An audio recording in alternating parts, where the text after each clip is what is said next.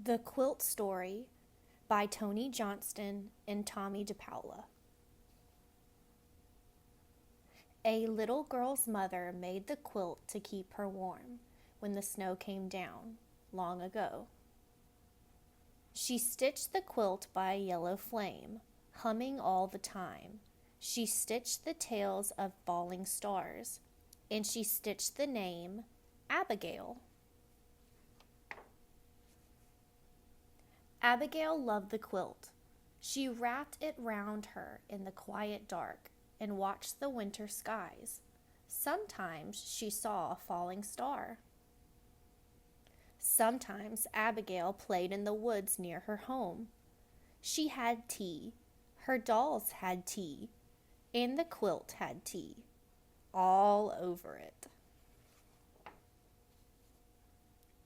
Sometimes she pretended the quilt was a gown. She wore it to town on her horse, clop, clop, clop, and it tore. So her mother stitched it up once more. Sometimes she played hide and seek with her sisters. She laughed and cried, "Don't peek," and hid under the quilt, and everyone found her. Sometimes Abigail was sick. She sneezed and sneezed. Then she slept under the quilt, and she felt better.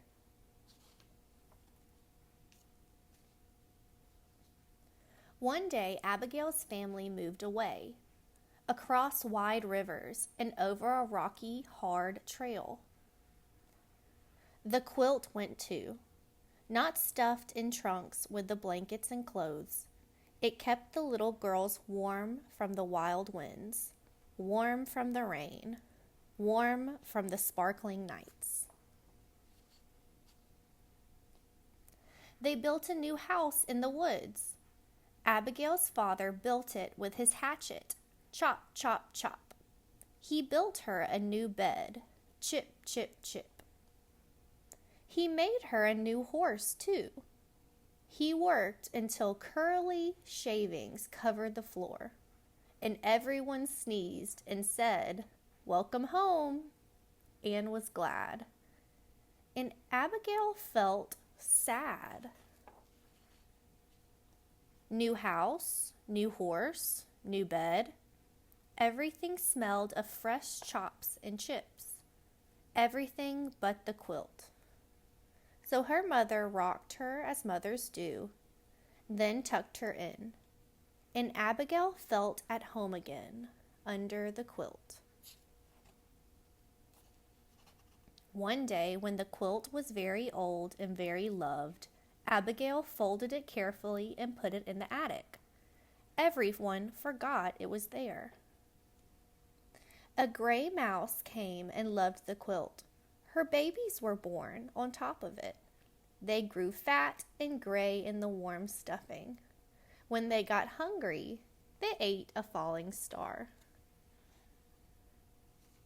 A raccoon came and loved the quilt. She dug a hole in a corner with her black paws and hid an apple there. A cat came and loved the quilt. A patchwork cat. It rolled on the stars, and the stuffing spilled out like snow. Then the cat curled up in the snow and purred. "Kitty, kitty," called a little girl. She found her cat, and she found the quilt, splashed with patterns of sun.